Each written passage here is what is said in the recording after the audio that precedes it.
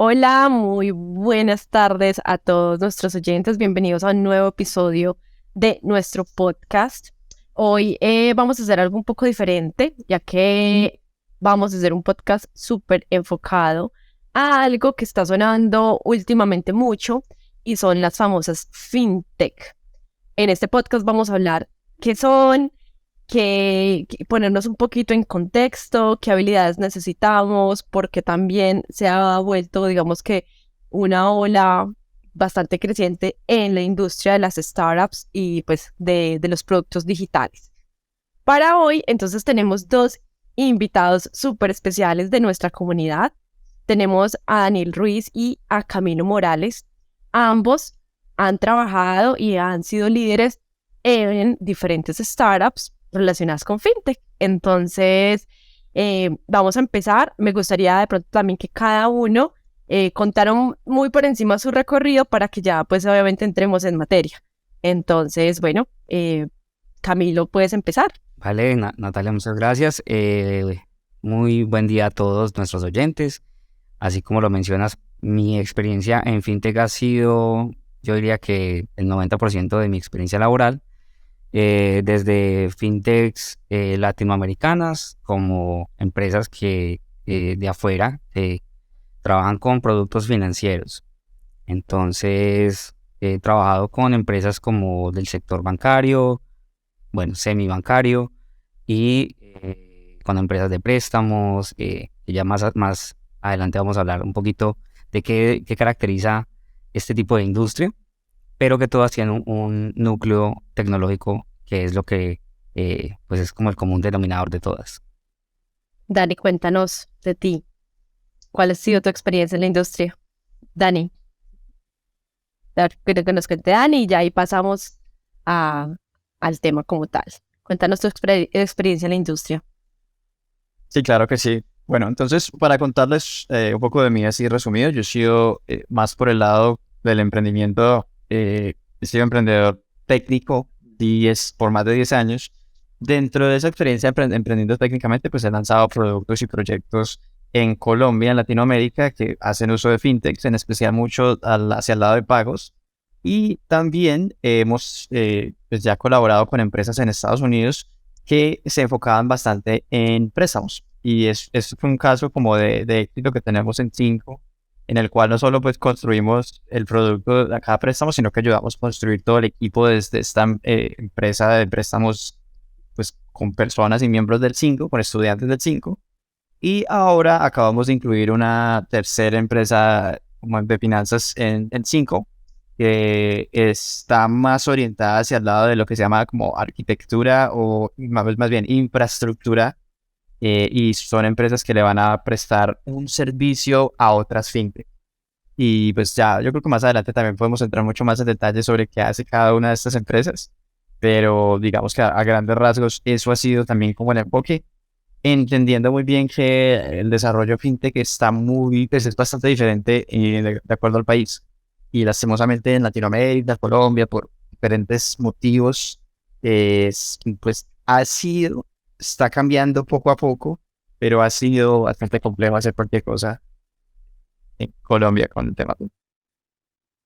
Bueno, y ya que hablas de eso, de que, bueno, como que esto varía en cada país, yo creo que entonces entrando ya en materia, listo, fintech, digamos que desde la definición que podemos encontrar en internet, entonces estamos hablando como de financial technology, entonces como que todos los productos de base tecnológica que tengan que ver con el sector financiero, básicamente a grandes rasgos, ¿cierto? Ahora, como que yo les pregunto, ¿ustedes cómo definirían fintech en sus propias palabras para una persona que está alejada del mundo de las startups? Porque bueno, nosotros dentro de las startups también como que cada sector lo vamos agrupando, ¿cierto? Que PropTech, EdTech, tenemos FinTech, entonces bueno, vamos yendo como a agruparlas, pero cuando una persona está como tan, digamos que aislada y no entiende nada, y como FinTech, productos financieros, pues lo primero que uno piensa es como, bueno, no sé, bancos, o sea, todas las aplicaciones que tienen bancos, es decir, que la aplicación que tengo de Bancolombia es una fintech. Entonces, hablemos un poco de eso. Digamos que ya pues que Daniel estaba hablando y tenía la palabra, ¿tú cómo la definirías? Y si realmente, por ejemplo, estas empresas que han sido tan tradicionales y tan grandes por tener una app ya son una fintech, o qué podrías diferenciarlo con las nuevas startups que están saliendo? Bueno, pues yo pienso que cualquier empresa que use tecnología, pues al final es una fintech, ¿no? Bueno, más que todo se están orientadas a brindar servicios financieros como Bancolombia. Bancolombia, no solo porque tienen la aplicación de Bancolombia, que en realidad no salió hace tanto tiempo, sino creo que desde hace mucho tiempo tendría sistemas internos, por ende para mí se catalogaría como una fintech. No son una startup porque son una empresa bastante grande, pero sí son una empresa fintech que tiene el objetivo de brindar un servicio financiero y se apoya en la tecnología para poder lograrlo. Y yo pienso que desde hace mucho tiempo han existido las fintechs, desde que se empezaron a utilizar como monedas digitales y todo esto, pagos con tarjetas de crédito, que pues ya llevamos muchos años con esto. Eh, y bueno, para mí eso sería. Entonces es entender cualquier empresa que preste un servicio financiero y que se apoye en la tecnología para llevar a cabo ese servicio, sea para mejorarlo, para automatizarlo, para hacerlo más rápido, más seguro. Entonces para mí eso sería una... O sea que cualquier empresa que tenga, por ejemplo, una pasarela de pagos ya podría ser una fintech. Sí, claro. Yo pienso que a lo que queremos llegar es, si tú no hablas de fintech y en el ecosistema, por ejemplo, de startups, de pronto estamos hablando de innovación financiera utilizando la tecnología. Entonces, ahí hay una diferencia, porque pues cualquier empresa que use una pasarela de pagos, para mí sí es una fintech, pero no está generando una innovación porque ya está utilizando herramientas que son bastante tradicionales. Mientras que una empresa que está de pronto ahorita utilizando más temas de blockchain y mirando qué se puede hacer por esos caminos, pues está, digamos, construyendo un camino que todavía no se había o no se ha recorrido. Entonces, eso para mí es una fintech que tiene una propuesta de innovación. Pero sí, una empresa que usa una pasarela para mí es sí, el principal enfoque es brindar un servicio financiero. Si es simplemente, por ejemplo, una empresa de zapatos que está vendiendo por pasarela digital, pues no es una fintech, porque lo que hace es vender productos apoyado en otra fintech que sería la pasarela de pagos. Ah, ok. Entonces estamos hablando aquí que una pasarela de pagos puede ser una fintech, pero el hecho de que yo use una pasarela de pagos no quiere decir que yo ya sea pues una fintech, ¿cierto? Digamos que, pues Camilo, antes de seguir, ¿tienes algo para agregar? ¿Te gustaría contarnos algo de tu percepción respecto a lo que acabas de escuchar de Daniel? No, yo creo que Dani lo resumió muy bien y para hacerlo en palabras súper simples, una fintech es una compañía, una empresa que preste servicios financieros, y cuando hablamos de servicios financieros no es solamente préstamos, sino cualquier tipo de movimiento de servicio financiero, transacciones, préstamos, incluso compra de divisas, todo este tipo de servicios del sector financiero y que se apoya en la tecnología, definiría perfectamente una fintech.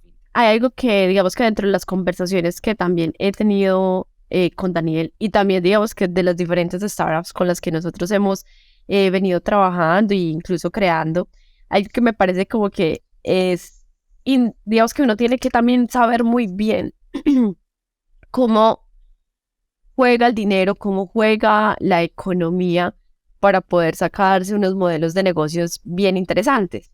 Por ejemplo, cosas que yo no sabía y es como que, ok, o sea, tú puedes ganar, si tú tienes tarjetas de crédito como ser, yo soy una empresa que tengo tarjetas de crédito y yo las ofrezco para que Camilo a sus empleados les dé tarjetas de crédito y después, y como que yo simplemente por darte ese servicio, yo comisiono por esas tarjetas de crédito. O sea, me parecía yo como, ¿qué? O sea, eso me parecía como súper loco.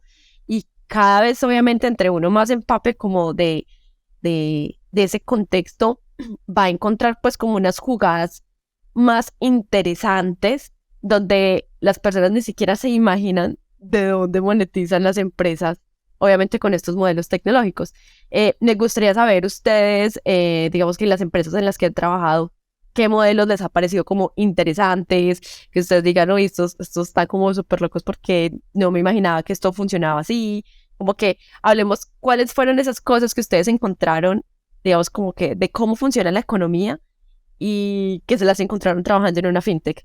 ¿Quién le gustaría? Yo tengo un caso muy particular de una experiencia con una empresa con la que actualmente estoy trabajando, y es que me asombró el hecho de cómo unieron la necesidad de unos clientes que realmente crearon un mercado, y es que es una compañía que se encarga de prestarle servicios, prestarle plata a una persona que sea empleado de una empresa pública. Y como empresa pública hablamos de empresas que están en la bolsa, ¿cierto?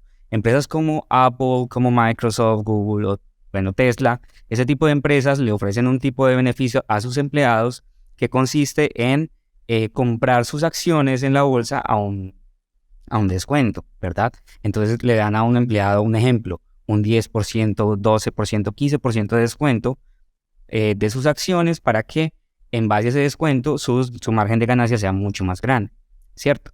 ¿Qué pasa? Que este tipo de servicios, de beneficios que le dan a sus empleados, lo hacen bajo un descuento de nómina, ¿cierto? Entonces imagínate tú, Natalia, que tú eres empleada de Apple y tienes una nómina de $1,000, pero resulta que como vas a comprar acciones, te sacan a ti el 20% de tu salario para que participes en este beneficio.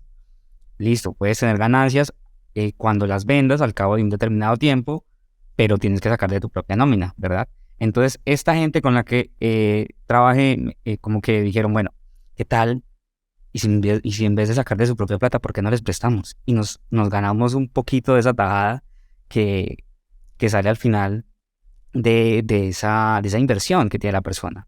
Entonces es como, wow, ¿cómo es posible que encontraron un negocio gana-gana? ¿Me hago entender? Donde el cliente gana porque pues no tiene que sacar de su salario para invertir.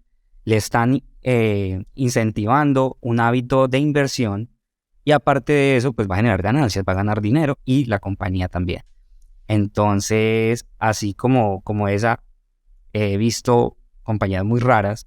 Otra, no trabajé ahí, pero conocí una que era una reparadora de crédito, cosa que no se ve aquí en Colombia. En Estados Unidos hay reparadoras de crédito que se encargan de alguna manera, contrarrestar esos reportes negativos que tienen ante las entidades de crédito, como en el caso de allá son Experian y TransUnion. Aquí es lo mismo, pero con otro nombre, que es Data Crédito y Cifin.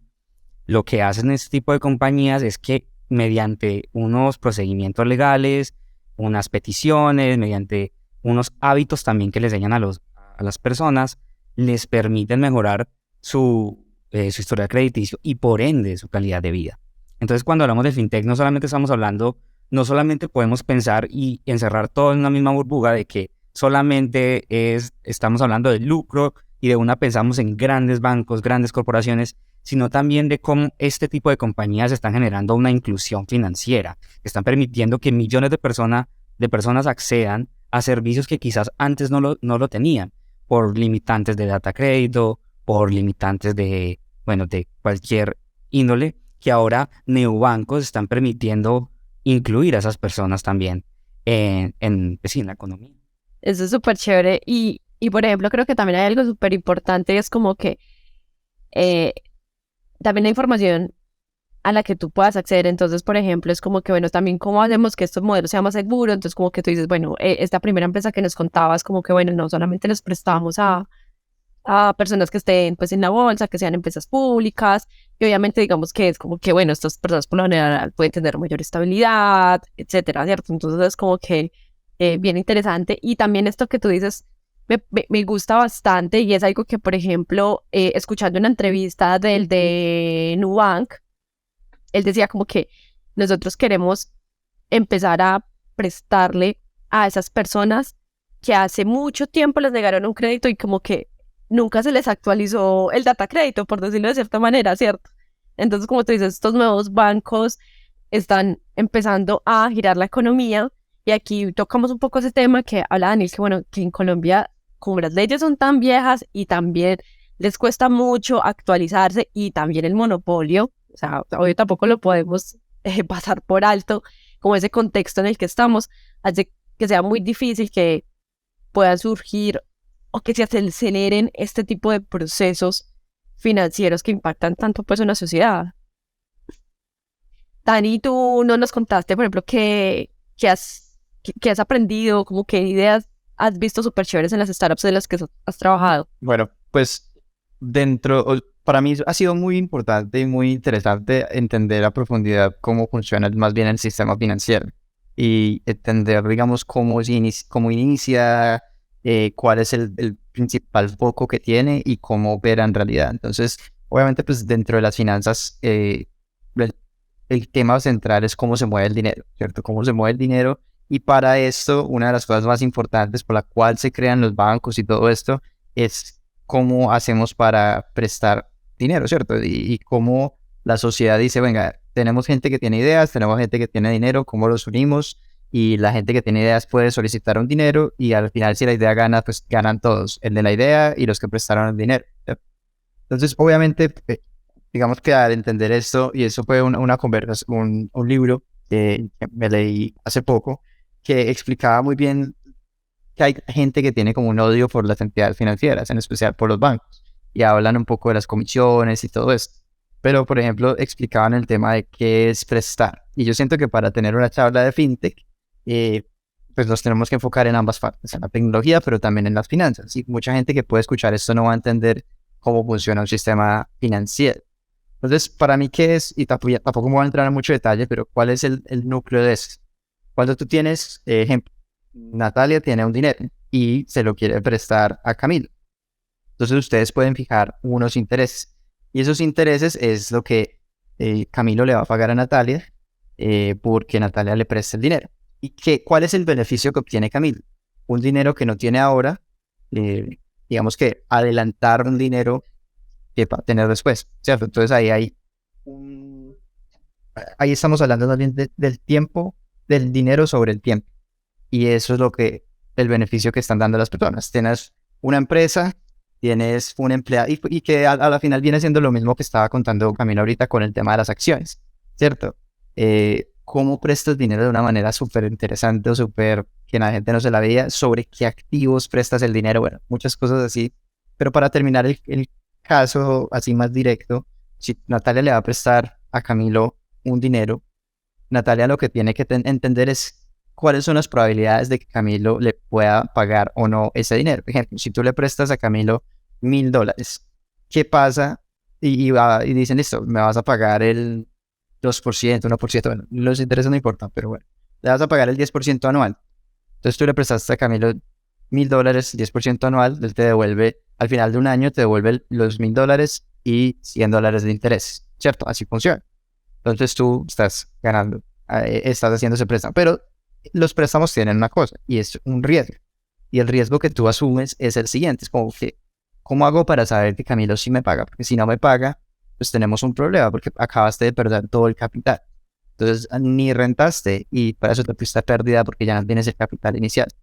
Ahora, aquí es donde entran los bancos, y se crea una figura de una intermediación que lo que te dice a ti es lo siguiente. Natalia, en vez de prestarle dinero a Camilo directamente, se lo presta a través de Bancolombia. Pero lo que hace Bancolombia es que no coge tu dinero y se lo presta a una sola persona, sino que ellos hacen algo que es diversifican el préstamo. Entonces ellos cogen los $1,000 que tú quieres prestar y se lo prestan a 100 personas diferentes. Y lo que hace eso es que ellos tienen, con modelos estadísticos, tienen una cosa que es el porcentaje de personas que pueden llegar a fallar en el crédito. Y cuando cobran los intereses tienen en cuenta la tasa de falla que ellos manejan. Eso quiere decir que si esas 100 personas que te prestaron a ti, que Bancolombia utilizó para entregarles esos $1,000 tuyos, si por ejemplo, no sé, 5 de ellas fallan en el pago, ni el capital ni la ganancia de intereses que Bancolombia te prometió se ve afectada. Eso quiere decir que cuando tú haces esto, pues tienes mucha menos probabilidad de que se vaya a perder el capital. Y por eso se crean los bancos y por eso se crean estas figuras. Entonces, cuando entendemos eso, entendemos, bueno, cuál es el fin de un banco, ¿cierto? O por qué se crea más bien. Hoy en día hacen un sinfín de cosas adicional a eso, pero ese es uno de los núcleos centrales de cómo funciona. Y a la final, como las fintech y las empresas de finanzas se centran en cómo se mueve y se puede dividir y mover las transacciones, el dinero, entender que los préstamos son uno de los corazones que tiene, y los préstamos suceden en todo tipo de cosas.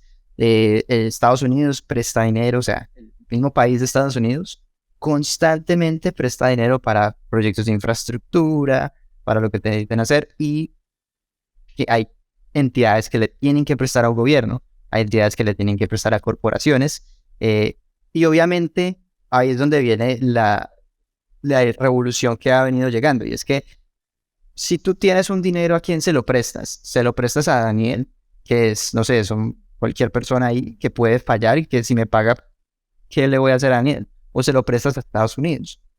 Pues si tú eres una persona, tú dices, no, yo se lo presto a Estados Unidos, porque ¿cuál es la probabilidad de que Estados Unidos no me pague? Versus Daniel. Y si tú tienes, y después empiezas a trabajar, bueno, listo, ya hay mucha gente que le está prestando a Estados Unidos, entonces ya no es rentable. Entonces, ¿a quién le puedo prestar? No, pues, ¿le prestas a Daniel o le prestas a, no sé, a Nestlé, que es un monstruo gigante? Pues le prestas a Nestlé porque tiene lo que se llama activos. Entonces, si Nestlé no te puede pagar el dinero, pues vende un camión o le quitas el camión y al final recuperas el dinero. Daniel no tiene cómo hacer eso.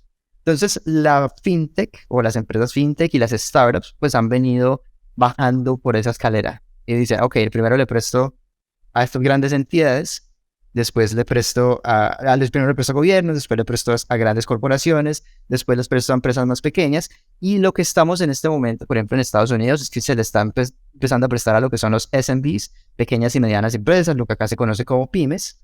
En Latinoamérica apenas están empezando a mirar cómo le prestan a las pymes que no tienen historial crediticio, que no tienen camiones, que no tienen casas, que no tienen propiedades, o sea que no hay nada que respalde el crédito. Y entonces lo que tú dices de Nubank es como rápido, esas otras empresas dicen, pues marica, o sea, si hay 100 empresas que necesitan, 100 corporaciones que necesitan dinero, hay 10.000 personas por esas 100 que están necesitando plata. Entonces hay un mercado gigante de personas que necesitan dinero. Entonces tú vienes a tener empresas que hacen cosas como el Buy Now, Pay Later, compra ahora y paga después. En Colombia hay una que se llama Adi. En el mundo hay muchas grandes como Klarna, Affirm, pero tienen un problema. Y es el problema de cómo haces para saber si esas personas te van a pagar o no. Entonces, obviamente está la idea y está el proceso de innovación de estas empresas de prestar dinero, pero ahora es como, de verdad, ¿cómo hago para que me paguen? Y por ejemplo, la estrategia de Rappi es hacer micropréstamos. Te dan la RappiCard y la RappiCard tienes 500,000 pesos de préstamo, 700,000 pesos de préstamo. Y dice, no, pues entonces arriesguemos poquito. Y si pagan los 500,000 pesos, se los subimos a 700. Y si pasan un año y manejan bien los 700, se los subimos a 1.500.000. Y se van así, arriesgando poco, pero permitiéndole a la persona como decir, bueno, pruebe a ver si usted sí es capaz. Y hay muchas maneras en que están probando cómo pueden hacer préstamos de diferentes maneras para llegar a ese público que primero que todo es la base, o sea que es el más grande, pero es el más riesgoso porque no tienes nada que te garantice que esas personas puedan pagar. Entonces, vuelvo y repito, para mí no es nada particular que es lo que más me haya gustado de las fintech estando en el medio. Lo que más me interesa es el macro y creo que también tiene mucho que ver como yo pienso mucho a ese nivel macro, más que al detalle. Entonces me ha emocionado bastante porque la verdad hasta antes de estar metido a esto a uno sí escuchaba que voy a hacer un préstamo, pero uno no entendía de verdad cuáles eran las dinámicas que hay dentro de todo esto. Y otra cosa, o sea, solo para tirar el último dato ahí que también me pareció súper interesante, es que todavía a hoy puede que en un corto tiempo no, porque Estados Unidos está haciendo algo que se llama FedNow, que es un programa para hacer pagos transacciones instantáneas, pero la mayoría de bancos del mundo, incluyendo los del primer mundo, lo que se llama la settlement, no sé cómo se diga eso en español, cuando cruzan cuentas, lo hacen manual. O sea que cuando ustedes hacen transacciones entre bancos, hay personas que revisan los libros de transacciones y actualizan en el sistema manualmente. Y que es lo que hace la casa esta ACH en Estados Unidos. Manualmente, entre los bancos, tienen que hacer el settlement de las transacciones. O sea, no importa cuántos millones de personas viven en Estados Unidos. Y ella que usa la tarjeta de crédito para todo. O sea, todo el mundo es como, necesitas una tarjeta de crédito. Entonces, desde que naces, tienes que tener una tarjeta de crédito.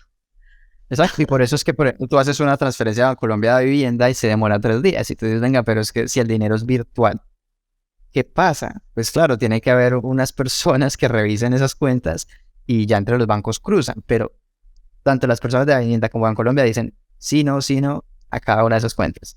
Y lo que se está intentando hacer ahora es como decir, bueno, ¿cómo hacemos para que los países tengan sistemas de tiempo real de transacciones? Estados Unidos está lanzando lo que se llama FedNow para solucionar ese problema en Estados Unidos. India, Brasil creo que también han lanzado sus propios pilotos de eso, y en Colombia se está hablando también de una oportunidad de poder hacerlo.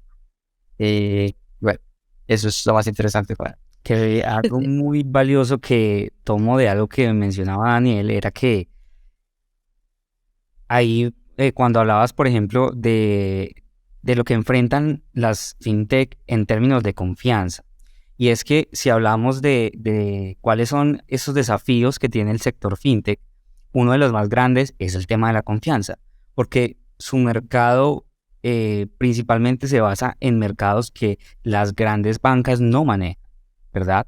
Entonces es fascinante ver cómo empresas que no tenían su base tecnológica como una fintech, un ejemplo Rappi, inicia como un marketplace, cómo se unen a esta revolución. Y es que les iba a tirar un dato muy rápido, era que hace poco leí un artículo que decía que desde el 2017 hasta el 2022, no tengo el dato del 2023, las fintech o el sector de fintech tuvo un crecimiento del 87% en Latinoamérica. E incluso compañías, startups que no tenían una base de este tipo, se están añadiendo a este tipo de sector. Un ejemplo claro es Rappi con su RappiPay, RappiCard, y la House, por ejemplo, tiene ahora un prototipo de créditos hipotecarios. Y es porque se dan cuenta que muchas veces realmente la rentabilidad está ahí, en el interés que mencionaba Daniel.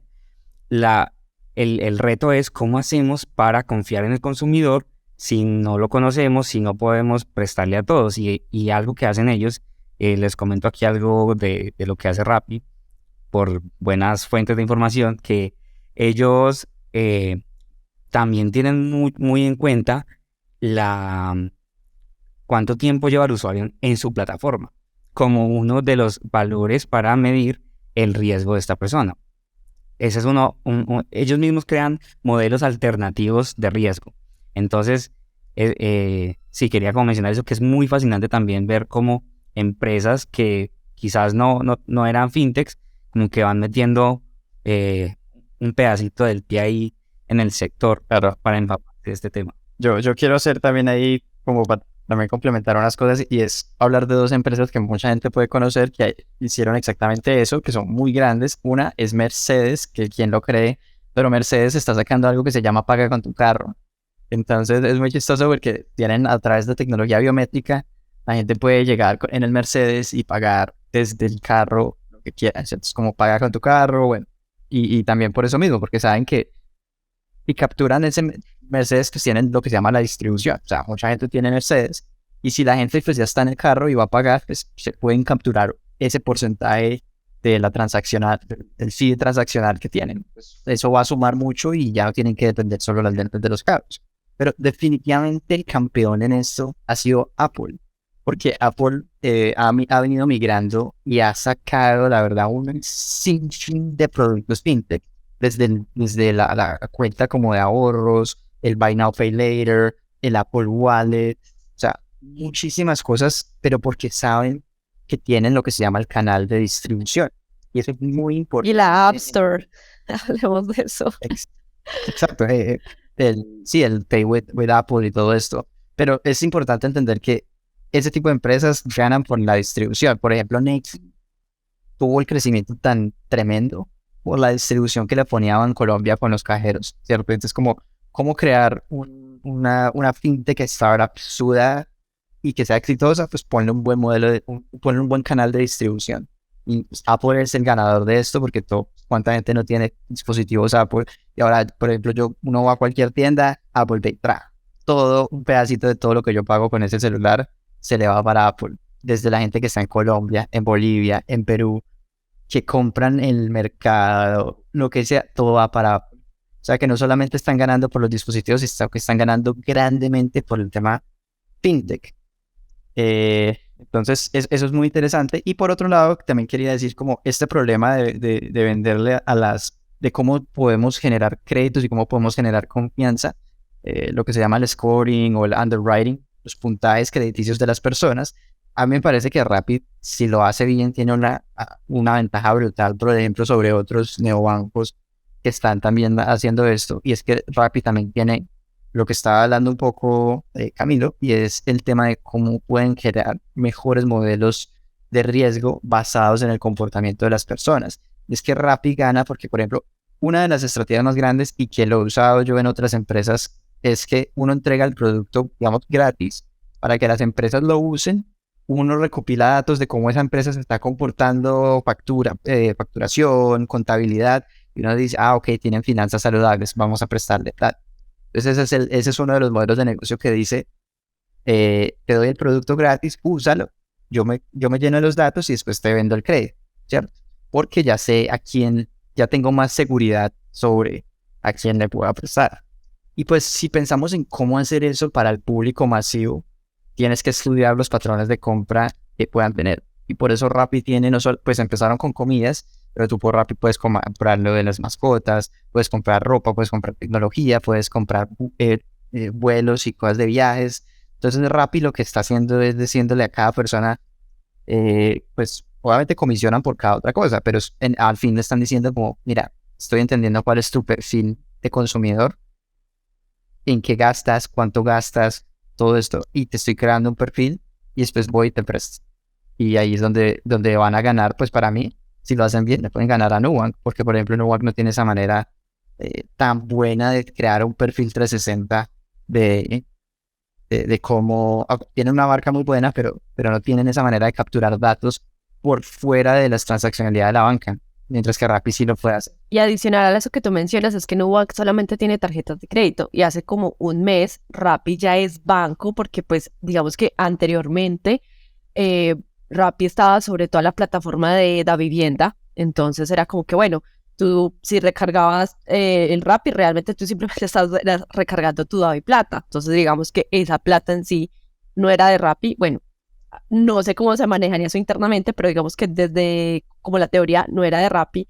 Y ahora que Rappi se migra a banco y ellos ya tienen como su propia cuenta, entonces digamos que ahí van a tener un poco más de capital para poder prestar. Que si nos devolvemos un poco al inicio de esta conversación donde Daniel estaba explicando lo de los bancos, entonces los bancos era como, bueno, recojamos todo este dinero de muchas personas diferentes y lo vamos a prestar. Entonces Rappi ahora ya va a poder hacer eso. Va, entonces si yo ya tengo yo recargo mi cuenta en Rappi y ya Rappi va a poder prestar ese dinero a otras personas. Les podría quizás incluso mejorar el flujo de caja. Podría ser. Rappi ya está hablando de un 8% de rentabilidad anual por mantener la plata en Rappi. Eso quiere decir que sí están entrando en ese tipo de estrategias de prestar la plata. Obviamente, pues eso tiene unos riesgos que uno puede entrar mucho más en profundidad, y es que si prestan la plata a las personas, puede que le pase lo de los bancos que acabaron de cerrar en Estados Unidos, que si la gente la quiere sacar al mismo tiempo y la tienen prestada, pues entran en problemas, ¿no? O que pues eso ya es mucho más profundo en temas de fintech, pero, por ejemplo, a ver, ¿quién había escuchado en Colombia de que las cuentas, en Estados Unidos sí lo han hecho desde hace un tiempo, que las cuentas de ahorros y todo esto generan interés? O sea, tú puedes meter tu plata ahí, la tienes, digamos que en Colombia solo se conoce como el CDT, ¿no? Donde la plata sí está como congelada y pues la pones a un año y te renta algo. Pero en Estados Unidos y en otros países, uno normalmente tiene la plata en una cuenta de ahorros. Esa plata genera intereses por estar ahí, pero también es líquida. O sea, tú la puedes sacar en el momento que quieras y pues simplemente se reduce el monto sobre el cual genera interés. Entonces en Colombia nunca no habíamos visto eso. Uno sí ve, por ejemplo, que el Bancolombia, eso dice como intereses. Como abono de intereses, pero es como el 0 punto. Pesos de interés, sí. 300, ¿usted cuánto maneja la cuenta? ¿Para qué estamos hablando de 300 pesos? 0.0003. Sí, a mí me llega como 0.01 peso. Y es como que... Pero entonces, pues la apuesta de la fintech precisamente es como, bueno, como una empresa te trae un modelo que es bueno para los usuarios, y pues la verdad, tener la plata y que te rinda el 8%, pues por lo menos la protege de la inflación, ¿no? Entonces es interesante. Y como eso también obliga también como a a ir como transformando esas dinámicas o incluso ese monopolio que mencionábamos también al principio, ¿cierto? Porque bueno, Rappi empieza a coger harta ventaja y ya después, digamos que el día de mañana ya podrían desbancar a Bancolombia o qué cosas les toca hacer, le toca hacer a Bancolombia para no perder tanto mercado que quizás Rappi pueda ganar con este tipo de estrategias. Incluso la estrategia que ellos hicieron con el 1% de cashback de la tarjeta de crédito, súper ganadora. Muchas personas, pues, me incluyo, yo adquirí la tarjeta con ellos por el 1% de cashback. Entonces, pues ahí van ellos con sus estrategias ganando. Claro, pero estas son cosas que, como digo, ya lo han hecho en muchos países por hace mucho tiempo. Y el tema sí, el monopolio en Colombia es que esos bancos sí prestan el dinero que la gente tiene, solo que no comparten los intereses con los usuarios, o sea, se la metían todo al bolsillo. Entonces, cuando precisamente ahora que sacaron la regla de Open Banking y todo esto, que va a permitir que más empresas puedan entrar como en el ecosistema, como Rappi, pues en realidad eso son ventajas grandes para el ecosistema, porque si tú tienes y la gente se empieza a pasar para allá, que me están ofreciendo el 1% de cashback en compras con tarjeta y por eso el 8% de rentabilidad sobre la plata que tenga parqueada, pues yo digo, ¿yo para qué voy a usar Bancolombia? Obviamente, por el tamaño, Rappi tiene limitantes, como que tú no puedes parquear más de 8 millones en este momento, creo que va así. Entonces, pues, para de pronto los capitales más grandes todavía no es funcional, pero para la mayoría de personas puede ser una alternativa muy interesante. Está entre Rappi o Nequi. Sí, sí, yo quisiera, digamos que bueno, yo estoy iniciando y por ejemplo que digamos que nosotros también desde el Centro de Innovación emprendemos también muchísimos proyectos. ¿Qué recomendaciones les darían a las personas para empezar una fintech? Yo diría que, bueno, antes de darte una recomendación es que tengas muy claro a qué riesgos te vas a enfrentar, ¿sí? Y uno de los riesgos, diría no solamente para las fintechs, sino para las startups en general, es la regulación. Y resulta que cada vez que tú vas a hacer innovación y cada vez que tú estás haciendo algo diferente a lo que ya está en el mercado, vas a generar ruido. Y ese ruido no le gusta a todo el mundo. Ese ruido no le gusta a los que ya están presentes en ese mercado, ¿cierto? Y muchas veces cuando uno sale con una idea disruptiva, no está completamente regulada, o mejor dicho, como que hay un vacío legal, como que se mete por un vacío legal y funcionas, pero no del todo, como que no puedes tener la libertad de moverte. O no te dejan crecer. Exacto, como le pasa, y no es una fintech, pero como le pasa a Uber, ¿cierto? Que Uber tuvo que usar un vacío legal para decir, arrendar mi carro con conductor incluido para poder seguir prestando servicios en Colombia. No tuvo que hacerlo en otros países, pero cada modelo o cada país tiene un modelo de regulación diferente. Entonces es un riesgo al que si tú deseas emprender, y no es como para desmotivarte, no, se puede manejar, se puede colaborar con entes reguladores y mirar en qué punto medio podemos llegar o cómo puedo funcionar sin de alguna forma afectar al mercado actual, cómo puedo competir justamente contra ellos. Pero es importante tenerlo en cuenta, es importante también tener en cuenta el tema de la seguridad en las fintech. Y es que al ser un tema financiero, estás expuesto a que vas a tener muchísimos datos sensibles. Entonces, cuando uno maneja información de las personas, cuando manejas información delicada como cuentas bancarias, como ingresos o cuáles fueron tus últimos créditos, mejor dicho, todo ese tipo de información tan delicada, tienes que tener claro de que debes tener una seguridad sólida.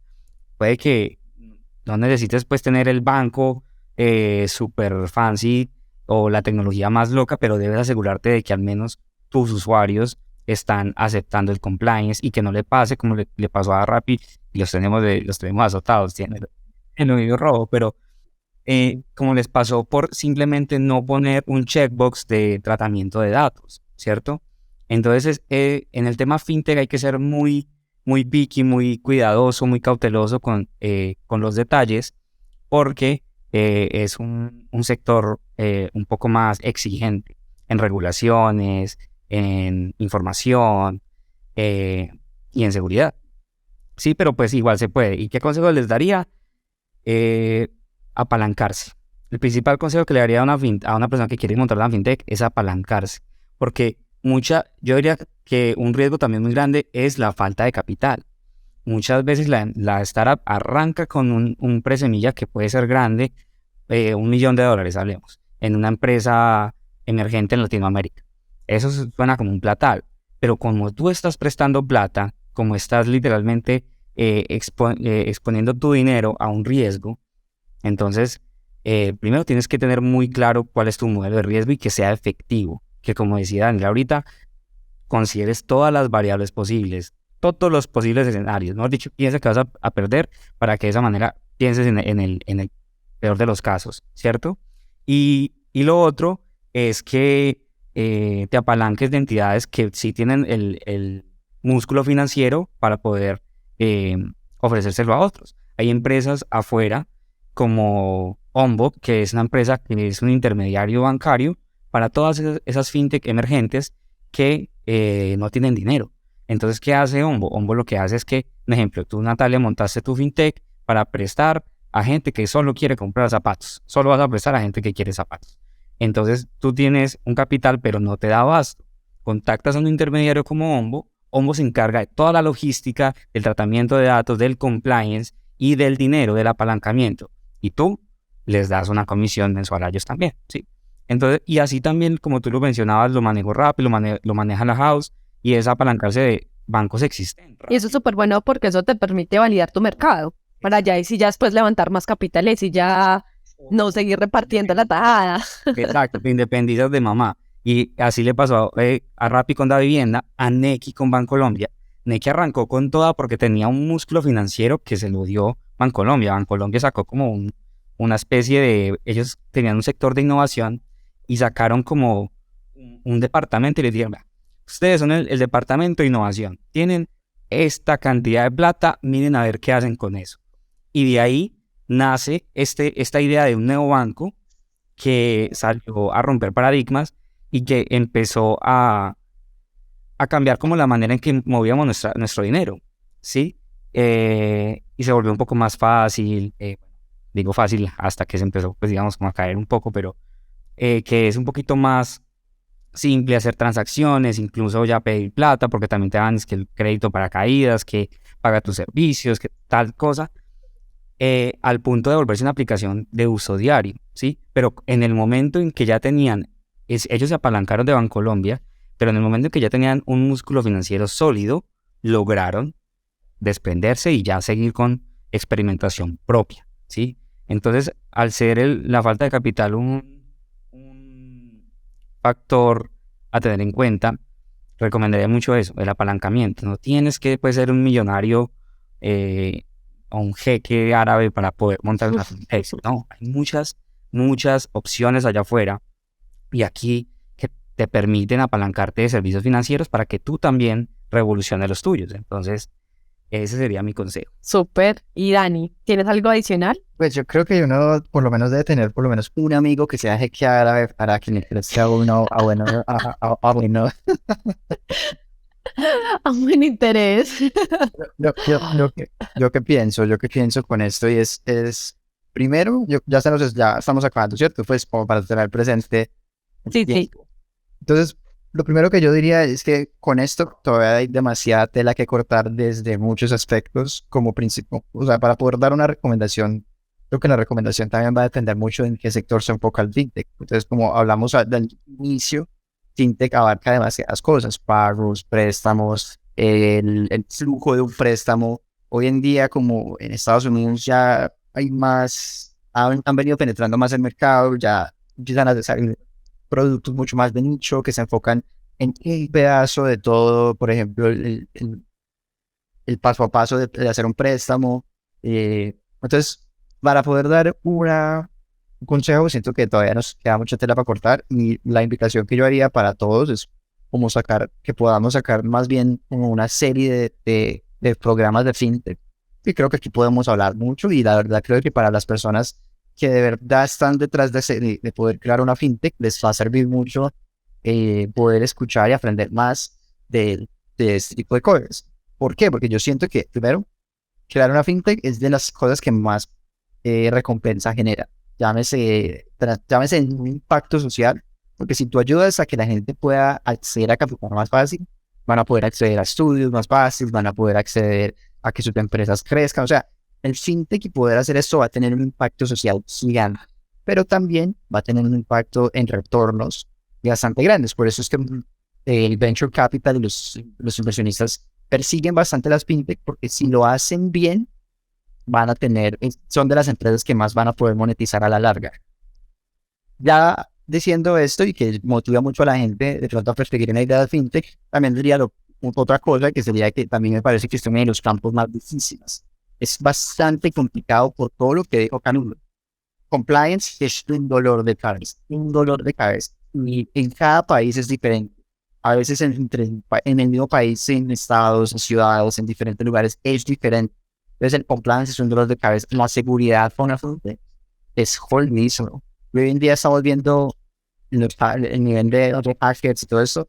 Cada rato que si tú lees noticias de fintech, es como, hackearon a este exchange, hackearon a este y se robaron $100 millones, 1.5 millones, 27 millones. Cada día se están robando ese dinero. Y si tú tienes un millón, 2 millones, 3 millones, que para crear una startup es mucho, pero para que te lo roben en un momentito, pues la verdad, no aguanta, ¿sí? Entonces, crear un fintech es duro, es difícil, se necesita bastante músculo financiero comparación de otro tipo de empresas como una SaaS, no requiere tanto músculo financiero, no requiere tanta seguridad, bueno, muchos de este tipo de cosas. Entonces, es difícil, hay que aprender mucho sobre el tema, hay que entender el sistema financiero, cómo funciona, eso quiere decir que hay que entender los bancos, todo tipo de agentes dentro de eso, porque uno muchas veces crea una fintech y uno tiene un modelo de negocio, y ese modelo de negocio uno dice, mira, me voy a quedar con el 5% tan buena, y empieza ahora y le dice, pues me toca darle el 1 al banco, y me toca darle el 2 al Mastercard, y me toca darle yo no sé qué, yo no sé quién, y de ese 5% ¿cuánto me quedo? No, como el 0.0001. ¿Me entiendes? Hay mucha gente que no se adentra muy bien, cae en ese pecado, lo digo porque hemos caído nosotros en esto, cuando estábamos como el 30%, ¿no? Eso fue terrible. Exacto. Entonces, ya para terminar, ese sería mi consejo. Estudienlo harto, es difícil. Únanse a comunidades fintech donde van a poder hacer preguntas de otras personas que de pronto ya hayan superado algunos problemas a los cuales se van a enfrentar. Pues, pónganse en la armadura porque va a ser un camino bastante complejo. Bueno, muchísimas gracias a los dos, como dice Dani, pues a la final, y yo creo que incluso eso puede suceder en casi que todas las áreas de las startups que mencionábamos al principio, PropTech, EdTech, en salud, pues todo obviamente, cada una tiene sus áreas, y de esta pues podríamos hablar muchísimo más. Entonces, bueno, vamos a esperar que si tú nos estás escuchando en este momento y te gustaría ahondar en algo más específico en fintech, déjanoslo saber en nuestras redes sociales y desarrollaríamos un podcast más especializado. Todo esto es en construcción de la comunidad, entonces todos nuestros oyentes y todas las personas que hacen parte de Cinco son más que bienvenidos a dar ideas o a solicitar material para sacar para ustedes y que sigamos aprendiendo muchísimo de todo lo que son los productos digitales. Y bueno, muchas gracias Camilo y Daniel y los esperamos en una próxima.